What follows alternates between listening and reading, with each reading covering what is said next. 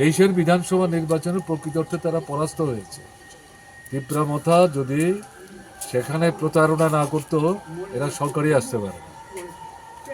এদের ৩৯টা ভোটের হিসেব দেখিয়েছে তো, প্রকৃত অর্থেরা ভোট পেয়েছে 20 থেকে 22টা।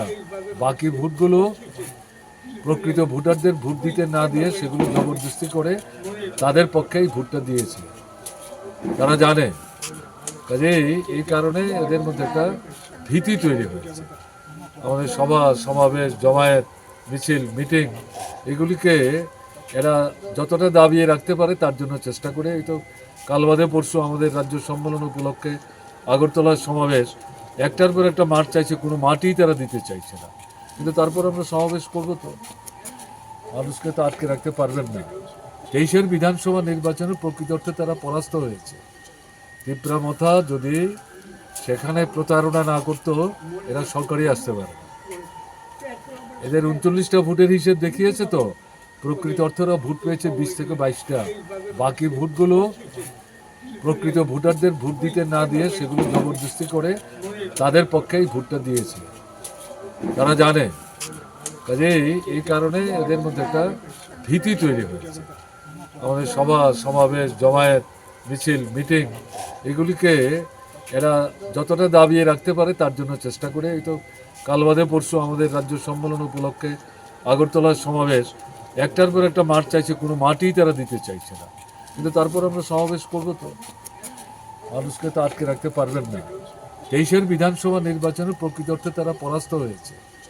তিপ্রামথা যদি সেখানে প্রতারণা না করতো, এরা সরকারি আসতে পারে না।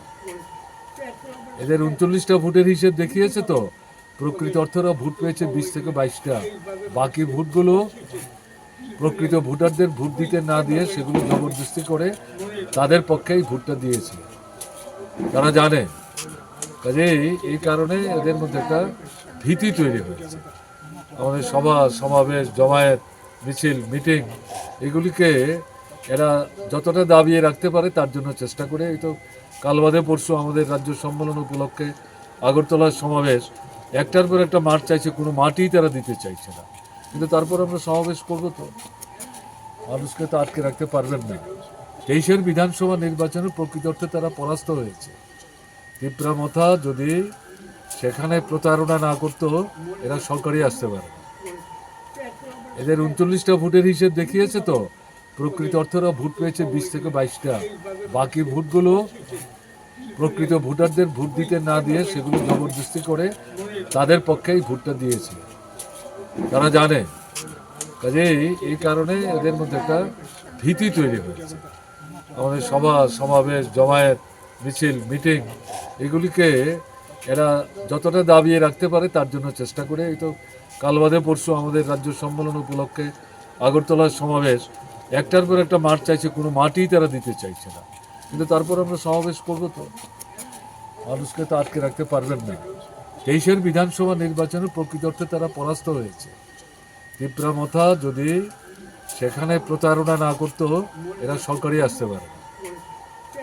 এদের ৩৯টা ভোটের হিসেব দেখিয়েছে তো, প্রকৃত অর্থেরা ভোট পেয়েছে 20 থেকে 22টা।